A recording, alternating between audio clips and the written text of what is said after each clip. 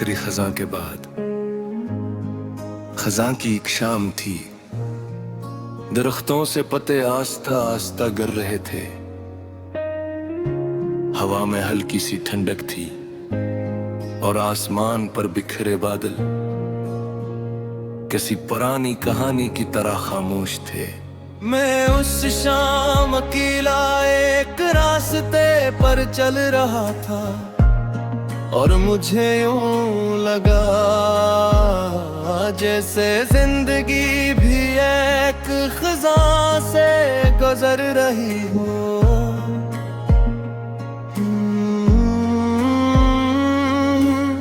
हर तरफ बिछड़ने की आहट थी, हर तरफ गुजर जाने का एहसास। उसी लम्हे मुझे तुम याद आई, न किसी दर्द की तरह न किसी हसरत की तरह, बल्कि एक खूबसूरत मौसम की तरह जो अपनी मद पूरी करके खामोशी से रखसत हो गया हो। तुम मेरी जिंदगी की वो बहार थे जिसने मेरे रेल में उम्मीदें के फूल खिलाए थे, और फिर वक्त ने अपनी पुरानी आदत निभाई और बहार को खिज़ां में बदले गया। पत्ते बिखर गए, शाखें खाली हो गई और ख्वाब हवा के साथ कहीं दूर उड़ गए। मगर एक चीज बाकी रही, शुक्र ओ शुक्र।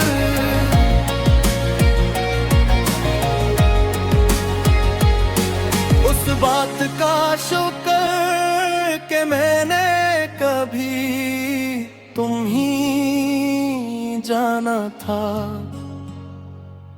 उस बात का शुक्र कि मेरी जिंदगी में कि ऐसा वक्त भी आया था जब दिल बेवजह खुश रहता था। अब जब मैं माजी को देखता हूँ तो वहाँ दासी से ज्यादा रोशनी नजर आती है, क्योंकि वक्त ने दर्द की शिद्दत कम कर दी है और यादों की खूबसूरती बढ़ा दी है। शायद यही जिंदगी का तरीका है, वो जख्मों को मिटाती नहीं, बस नई कहानियों में बदल देती है।